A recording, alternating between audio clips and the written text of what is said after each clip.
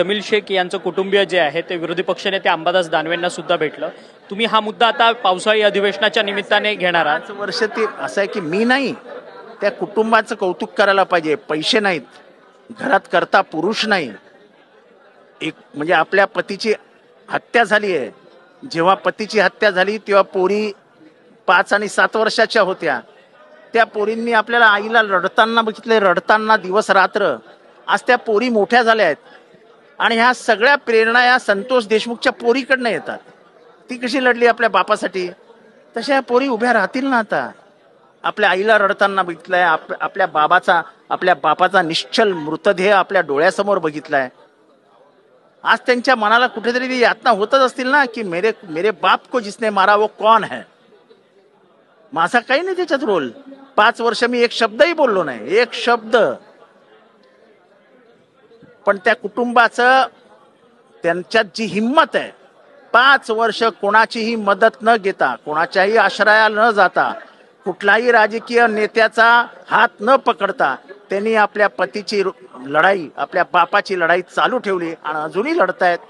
याचं कौतुक केलंच पाहिजे। या आंदोलनाला, या लढ्याला एक आंदोलनाचं स्वरूप प्राप्त होईल का? कारण की ज्या पद्धतीने संतोष देशमुख यांची हत्या झाल्यानंतर एक लोक चळवळच या सगळ्या निमित्ताने सगळी उभी राहिलेली होती। त्यांच्या संपूर्ण लोकांमध्ये कोणी खून करेल आणि तो मुजोरासारखे वागेल तर महाराष्ट्राला पटत नाही।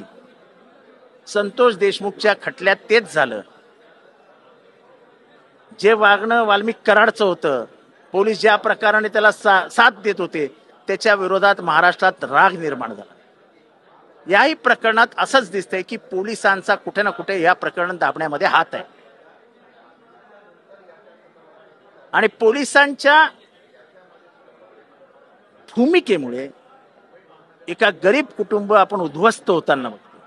आज त्या पोरीला 90% मिळाले, ऍडमिशन मिळत नाही, फीला पैसे नाही आहेत। ते कसं बसं ते घर चालवतायत आणि काय म्हणतात गेल्यावर, हमको पैसा मत दो, हमारे पिताजी को न्याय दो। कुठलाही बाप, मलाही पोरगी आहे, कुठल्याही बाबाचं हृदय तुटलंच पाहिजे, तुटलं। आणि हा महाराष्ट्र आहे, हा भावनांना खूप महत्व देतो। मी 5 वर्ष एक शब्दही बोललो नाही या प्रकरणात, पण जेव्हा त्या पोरींचे अश्रू माझ्या डोळ्यासमोर ते वाहताना दिसतात तेव्हा माझ्यातला बाप जागा होतो। त्या पोरींना तुम्ही आता न्याय मिळून राहणार का? ज्या पद्धतीने तुम्ही आता म्हणतात की माझ्या हातात काय आहे, जे हातात आहे ते देवेंद्र फडणवीसजींच्या हातात आहे आणि देवेंद्र फडणवीसजींनीच त्या पोरींना कबूल केलं होतं की मी जब भी मुख्यमंत्री बन जाऊंगा, मी मुख्यमंत्री जेव्हा होईन तेव्हा तुमच्या कुटुंबाला न्याय देईन। परंतु मग फडणवीस आपला वादा पूर्ण करत नाहीयेत का? ते मुख्यमंत्री होऊन आता जवळपास 11 वर्ष त्यांनी मुख्यमंत्री पदाची कार्यकाळ संपवलेली आहे। मुख्यमंत्री होऊन त्यांना 8 महिने झाले। दुसऱ्या टर्म मध्ये, पहिल्या टर्म मध्ये पण होते, आता पण मुख्यमंत्री झाले। हा मर्डर 2020-22 का काहीतरी झालेला आहे। त्याच्यानंतर हे पुरावे आता 2-3 महिन्यापूर्वी समोर आलेत, 2-3 महिन्यापूर्वी, आणि आता ते कोर्टातनं त्यांच्या हातात आले।